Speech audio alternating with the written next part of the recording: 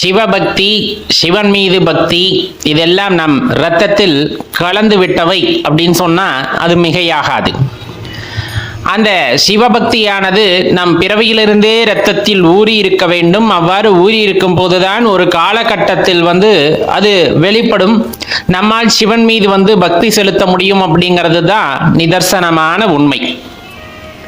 அவர் நம்மை ஆட்கொள்ளும் அந்த தருணத்திலிருந்து ஐயனை விட்டால் வேறு யாரும் எனக்கு கிடையாது அப்படிங்கிற அந்த ஒரு எண்ணமானது நமக்கு ஏற்பட்டு விடுகிறது. அது வாழ்க்கையின் கடைசி அந்த நொடி வரை அப்படியே விடா பிடிவாதமாக இருந்து அவர்தான் எல்லாம் என்ற எண்ணத்தோடே இருந்து நமது வாழ்வானது அவருடன் சென்று முடிகிறது. இப்படிப்பட்ட சூழ்நிலை சந்தர்ப்பங்கள்ல ஒவ்வொருவருக்கும் ஒவ்வொரு விதமான அந்த பக்தி செலுத்தக்கூடிய வழிகள் பிறக்கின்றன. சிவபெருமானின் மீது பக்தி செலுத்துகின்ற அந்த வழிகள் வேணா மாறுமே தவிர அவர் மீது கொண்ட அந்த அன்பு, அந்த பக்தியானது உண்மையானதாக இருக்கும் பட்சத்தில் அது யாவும் ஒன்றே அப்படிங்கிறத அறிந்து கொள்ள வேண்டும். இப்ப நம்ம நெற்றி நிறைய விபூதி பூசுறோம், ருத்ராட்சரம் கழுத்துல அணியறோம், சிவமந்திரங்களவே சொல்லிக்கிட்டு இருக்கோம். நமக்கு சில அனுபவங்கள் கிடைக்கும், யோகம் செய்யறவங்களுக்கு சில அனுபவங்கள் கிடைக்கும், பக்தி செலுத்துபவர்களுக்கு சில அனுபவங்கள் கிடைக்கும். இந்த மாதிரி எந்த நெறியில நம்ம சென்றாலும் சிவபக்தியை பொறுத்தளவு கண்டிப்பா ஏதோ ஒரு அனுபவத்தை இறைவன் உங்களுக்குள் கொடுத்து கொண்டே இருப்பார். அது எதற்காக அப்படின்னா நம்ம சரியான வழியில தான் போறோம் அப்படின்னு தெரிஞ்சுக்கணும். அதுக்கு அடுத்த படிநிலையை நம்ம தேட ஆரம்பிக்கணும், அதை நோக்கி பயணிக்கணும். அப்படிங்கிறதுக்காக இறைவன் பல நேரங்கள்ல புது புது அனுபவங்களை நமக்கு கொடுத்து கொண்டே இருப்பார். அப்படி கொடுத்து கொண்டே இருக்கும் பொழுது நாம் பிறரிடம் பகிர்ந்து கொள்ளலாமா, அல்லது பகிர்ந்து கொள்ளும் பொழுது அதனால் என்ன விளைய போகிறது அப்படிங்கிறதையெல்லாம் தெரிந்து கொள்ள வேண்டும். இப்ப சில இடங்கள்ல சில தருணங்கள்ல பாத்தீங்க அப்படின்னா நம்ம கொண்ட பக்தியை நம் சக நண்பர்களோ அல்லது வீட்டில் உள்ளவர்களோ சந்தேகிக்கின்றனர். அப்படிங்கும் போது உண்மையாலுமே பக்தி தான் கொண்டிருக்கிறாயா அல்லது பொய் வேடம் பூண்டிருக்கிறாயா அப்படின்னு ஏளனம் நிறைய பேசுவாங்க.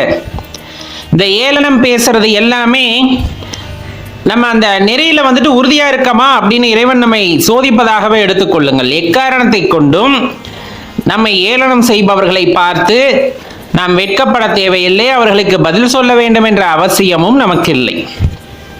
நம்ம யாருக்கு உண்மையா இருக்கணும்னு ஒரு விஷயம் இருக்குல்ல, நம்ம யாருக்கு உண்மையா இருக்கணும், நப்பனுக்கு உண்மையாக இருக்கணுமே தவிர அந்த ஈசனுக்கு உண்மையாக இருக்கணும் வேண்டுமே தவிர அந்த ஈசனுக்கு உண்மையாக இருக்கும் போது நாம் நமக்கு உண்மையாக இருக்கின்றோம் என்ற அர்த்தம். அவ்வளவுதான். பிறருக்காக நாம் பக்தி செலுத்துவது இல்லை. நான் சிவன் மீது பக்தி கொண்டால் அக்கம் பக்கத்தினர் ஊரார் எல்லாம் என்னை போற்றுவார்கள், என்னை மதிப்பார்கள், என்னை கையெடுத்து கும்பிடுவார்கள் என்று நான் சிவபெருமானை வழிபடவில்லை. நல்லா தெரிஞ்சுக்குங்க. நம்ம எதுக்காக வழிபடல சிவபெருமான? நம்ம சிவபெருமானை வழிபடுறோம், நெத்தி நிறைய திருநீர் இருக்கு, ருத்ராட்ச மாலை அணிஞ்சிருக்கோம், ருத்ராட்சம் அணிஞ்சிருக்கோம், சிவமந்திரத்தை சொல்லிக்கிட்டே இருக்கோம் அப்படின்னா என்கிட்ட எல்லாருமே என்னை மதிப்பார்கள், என்னை கையெடுத்து கும்பிடுவார்கள், என்னை போற்றுவார்கள் என்பதற்காக நான் சிவன் மீது பக்தி செலுத்தவில்லை. நான் என் அப்பனின் மீது வைத்த உண்மையான அன்பின் காரணமாக பக்தி செலுத்துகின்றேன். என் அப்பன் என்னை ஆட்கொண்டதன் காரணமாக நான் பக்தி செலுத்துகின்றேனே தவிர பிறருக்காக இல்லை. பிறர் ஏளனம் செய்கின்றார்கள், பிறர் கேள்வி எழுப்புகிறார்கள் என்றால் அவர்களுக்கெல்லாம் பதில் சொல்ல வேண்டிய அவசியமும் எனக்கு இல்லை.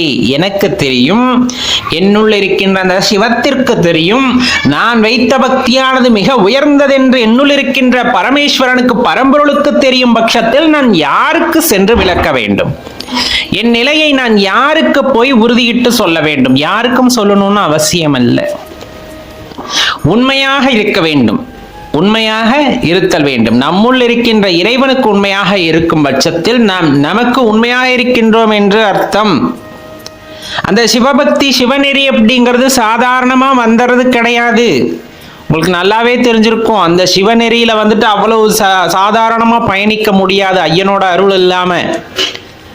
ஒவ்வொரு காலகட்டங்களிலும் ஒவ்வொரு சோதனையை கொடுக்கின்றார், ஒவ்வொரு அனுபவத்தை கொடுக்கின்றார். அதன் வாயிலாக பல அனுபவங்கள் பெற்றதன் பயனாக அடுத்தடுத்த நிலையை நோக்கி உங்களுடைய வளர்ச்சியை காட்டிக்கொண்டே இருக்கின்றார்.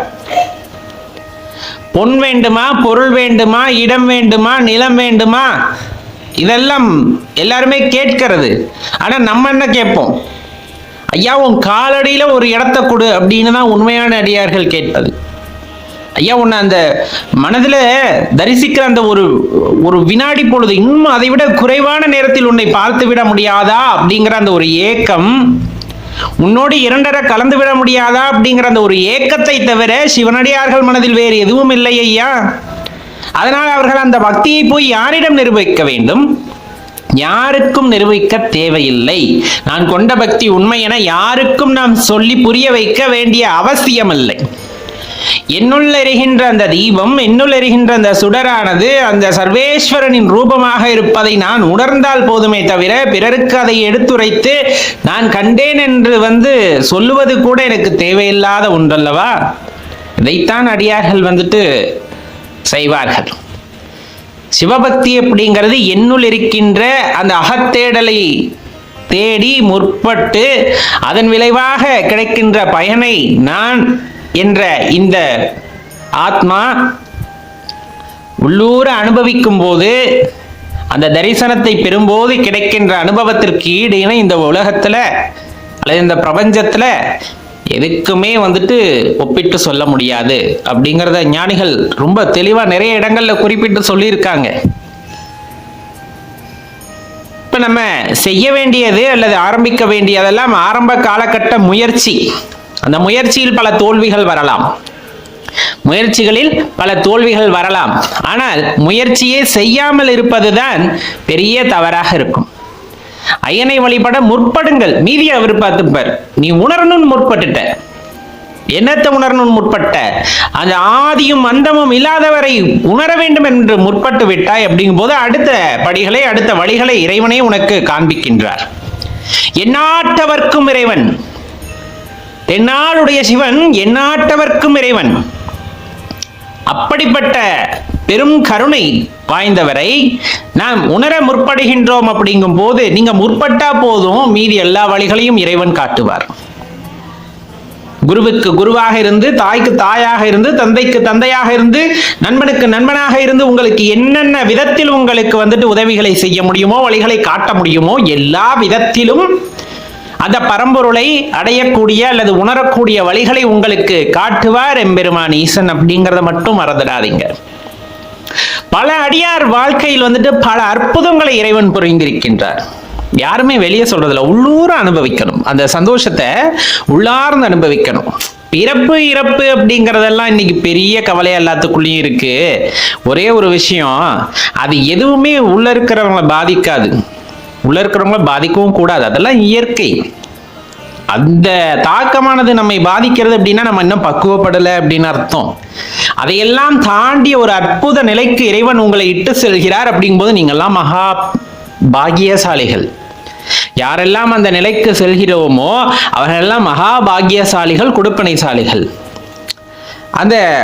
இந்த நடக்கிற சம்பவத்துக்கும் எனக்கும் எதுவும் சம்பந்தம் இல்லை அப்படிங்கிற மாதிரி அதனோட தனக்கு விதிக்கப்பட்ட கர்மாவிலிருந்து விலகாமல், தனக்கு என்ன கடமையோ இந்த உலகத்தில் இறைவன் எதற்காக என்னை அனுப்பினார் அப்படிங்கிறத தெரிந்து கொண்டு அந்த கர்மாவை செயலாற்றி விட்டு, அந்த பற்றுகள் இல்லாமல், பற்றுகள் இல்லைன்னா எல்லாத்தையும் அத்து விட்டுருங்க அப்படிங்கிறது கிடையாது.